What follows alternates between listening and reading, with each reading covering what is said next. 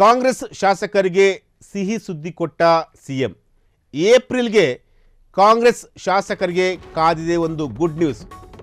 8,000 ಕೋಟಿ ಕೊಡ್ತೀನಿ ಹೀಗಂತ ಸಿಎಂ ಸಿದ್ದರಾಮಯ್ಯ ಅವರು ಶಾಸಕರಿಗೆ ಭರವಸೆಯನ್ನು ಕೊಟ್ಟಿದ್ದಾರೆ.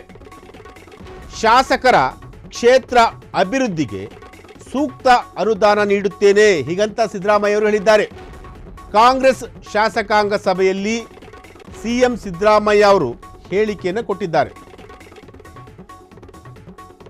ಮುಖ್ಯಮಂತ್ರಿ ವಿವೇಚನಾ ಕೋಟಾದಿಂದ ಅನುದಾನ ಬಿಡುಗಡೆಯಾಗುತ್ತೆ. ನಾನು ಸೂಕ್ತವಾದ ಬಜೆಟ್ ಅನ್ನೇ ಮಂಡಿಸಿದ್ದೇನೆ ಹೀಗಂತ ಸಿಎಂ ಸಿದ್ದರಾಮಯ್ಯ ಅವರು ಹೇಳಿದ್ದಾರೆ. ಯಾವ ಶಾಸಕರು ಧೈರ್ಯಗುಂದುವ ಅಗತ್ಯವಿಲ್ಲ. ಕಾಂಗ್ರೆಸ್ ಶಾಸಕರಿಗೆ ಭರವಸೆ ನೀಡಿದ CM Siddaramaiah. Yes, CM Siddaramaiah ಅವರು ಒಂದೊಂದು ಸ್ಟೇಟ್ಮೆಂಟನ್ನು ಕೊಡ್ತಾರೆ ಅಂತಂದರೆ ಅದು ಬಹಳ ಗಾಂಭೀರ್ಯತೆಯಿಂದ ಕೂಡಿರುತ್ತೆ. ಜೊತೆಗೆ ಸಿಎಂ ಸಿದ್ದರಾಮಯ್ಯ ಅವರು ತಮ್ಮ ಶಾಸಕರಿಗೆ ಯಾರೂ ಕೂಡ ಅಂಜಬೇಕಾಗಿಲ್ಲ, ನಿಮ್ಮ ಕ್ಷೇತ್ರಕ್ಕೆ ಅನುದಾನವನ್ನು ನಾನು ಕೊಟ್ಟೇ ಕೊಡ್ತೀನಿ, ಸ್ವಲ್ಪ ದಿನ ಕಾಯಿರಿ, ಸುಮಾರು 8,000 ಕೋಟಿಯಷ್ಟು ಹಣವನ್ನು ಉಳಿಸಿಕೊಂಡಿದ್ದೇನೆ.